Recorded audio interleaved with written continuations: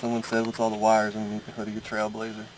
It's part of the Big 3 upgrade. Well, my version at least. You see, the way the Big 3 is scientifically talked about is battery positive to alternator positive, battery negative to chassis, and then chassis to engine block. But it's just not practical in at least this truck. You know what I mean? So from the factory, they just have two grounds that come off of the battery negative post. One goes over to this thing right here. The other goes down to the left front strut tower. You probably can't see it from up here. And it piggybacks off of that and goes over to the engine block. I don't know if you can see that bolt, but for the battery negative terminal, that wire comes to there. And from there it piggybacks off and goes over to the engine block. For the power side, the positive side of the battery, they have one wire that goes from here to the fuse block, one that goes over to the alternator, and one that goes to the starter. So that's how all the factory stuff is. So I mean, I get it. I'm going to run a bigger wire from the battery positive over to the alternator stud.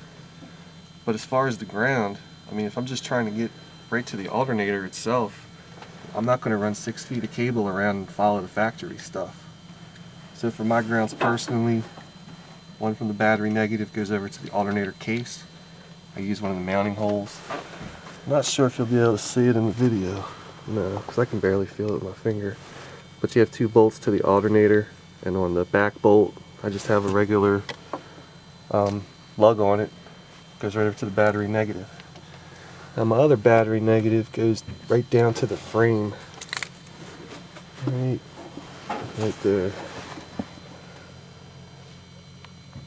It's just my personal preference. My amplifiers and batteries in the back are grounded at the frame, so it only makes sense to have a lead that comes up from the frame to the battery negative. Anytime you're going to add something to the GM side post batteries, you're going to want to replace the dinky factory terminal.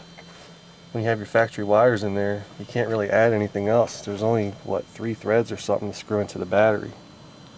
So the alternative is replace it. I just have my factory eyelets right in there. That shit screws down into the battery.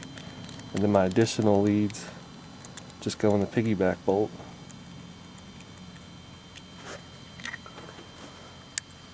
So it'll be something like this.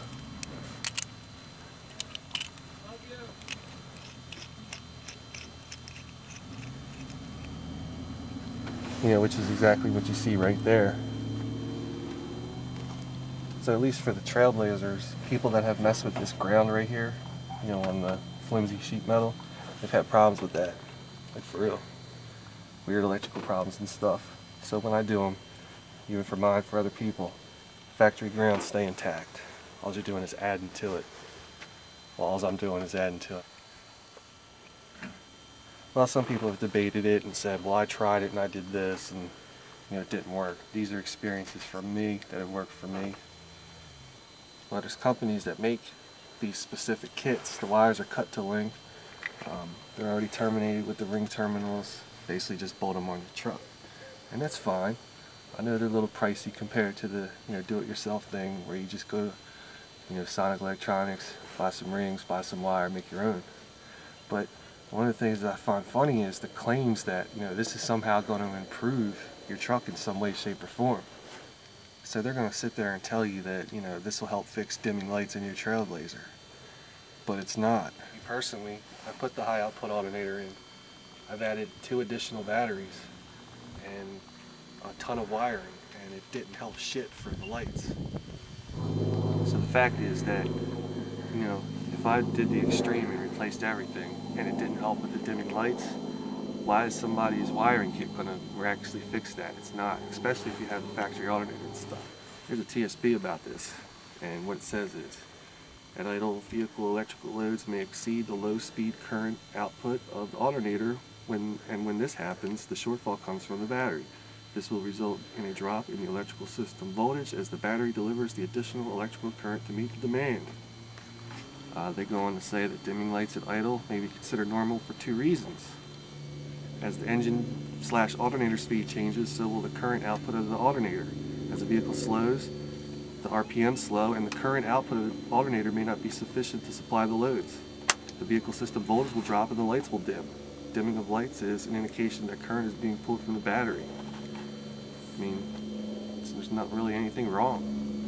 Now, when high current loads like the blower, defroster, headlamps, cooling fan, heated seats, blah blah blah, power windows are cycled on, the alternator's voltage regulator can delay the rise in output. This effect can take up to 10 seconds to ramp up the generator output. So what that's saying is, you're sitting there at the red light, you roll both windows up simultaneously. It's going to take up to 10 seconds for the alternator's output to get ramped up. Well, by that time, your lights have already dimmed. How are wires going to fix that? They're not going to fix it. So even with, you know, I don't know, that alternator was rated for 260 something. At idle at a light, you know, even just sitting there with just mids and highs playing, it would, you can see the needle move. You can see the lights dim a little bit. Even with the stereo off, I sat at a light and just say rolled both front windows down at the same time, the gauge, you know, moved a little bit, and the lights dim. Well, wait a minute, all that, you know, that's supposed to fix that. It doesn't. So what's the best fix for headlights dimming on your Trailblazer? HID headlights. I told you right now, you know, nothing that you do is going to fix this, and it's actually the biggest complaint. I went as far as, you know, HID headlights. All the lights on the interior were converted to LEDs.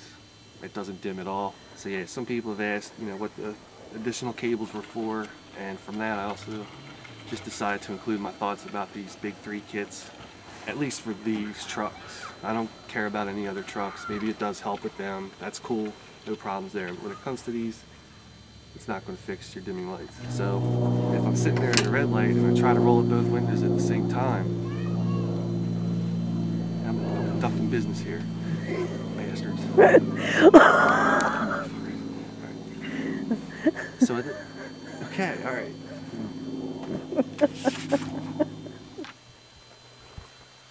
How much? Oh fuck! Oh god damn it! Fingers of steel and shit. Yeah, and they'll say that, you know, I'm playing with this thing now.